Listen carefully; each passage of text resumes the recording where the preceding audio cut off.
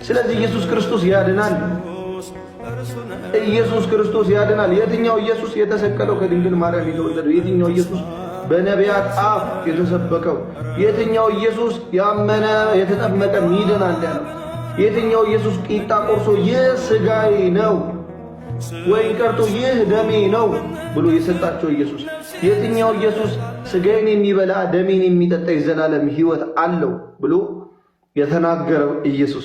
የትኛው ኢየሱስ ጥምቀት ከክርስቶስ ኢየሱስ ጋር አንድ የምንሆንበት ከሞቱ ጋር አንድ የምንሆንበት መሆኑን በቅዱስ ጳውሎስ በኩል በሮሜ 6:3 ላይ የነገረን ኢየሱስ እርሱ ኢየሱስ የቤተ ክርስቲያን ራስ የሆነው ኢየሱስ በኤፌሶን 1 ላይ እንደሚናገረው የቤተ ክርስቲያን ራስ የሆነው በአንደኛ ቆሮንቶስ ምዕራፍ 12 ላይ እንደሚገኘው ደግሞ ቅዱሳን ሁሉ የክርስቶስ አካል የሆኑለት ክርስቶስ ደግሞ ራስ የሆኑለት ስለ አንዱ ውርደት ሌሎቹ የሚዋረዱ ስለ አንዱ ከፍ ማለት ደግሞ ሌሎቹ ከፍ የሚሉበት እርሱ ኢየሱስ ከሆነ ያድናል። ኢየሱስ በድርጊት ይገለጣል፣ በትምህርት ይገለጣል እንጂ ኢየሱስ በስም ብቻ ከሆነማ ምን ይላል ጌታ ኢየሱስ?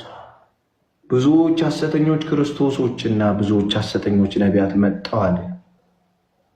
ለምን ስለ ሐሰተኛ ክርስቶስ ታወራለህ? ይሄው ሐሰተኛውን ክርስቶስ እያዩት ስለሆነ ሐሰተኛው ክርስቶስ በሐሰተኛ ነቢያት የሚሰበክበት ዘመን ስለሆነ አሁን። ስለዚህ ለዕብራውያን እንደ ዕብራውያን ሰዎች እነግራቸዋለሁ። ለምን? ስለ ሊቀ ክህነት ስርዓት ስለሚያውቁ። ለአሕዛብ ልክ እንደ አሕዛብ እነግራቸዋለሁ። ለእስራኤል ሰዎች ደግሞ እንደ እስራኤል ሰዎች እነግራቸዋለሁ። ያ ለመናፍቃን እንደ መናፍቃን፣ ለአሕዛብ እንደ አሕዛብ ወንጌል ሊሰበክ ይገባል። ኢየሱስ ክርስቶስን ጭራሹን አላምንም ለሚል ሰው ኢየሱስ ጌታ ነው፣ ኢየሱስን እመን ብለህ ትሰብከዋለህ።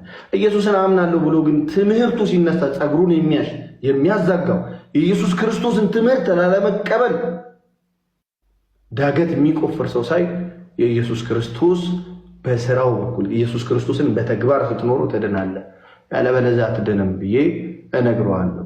ልክ ዶክተር በሽታን ሰምቶ መድኃኒት እንደሚያዝልህ ማለት ነው።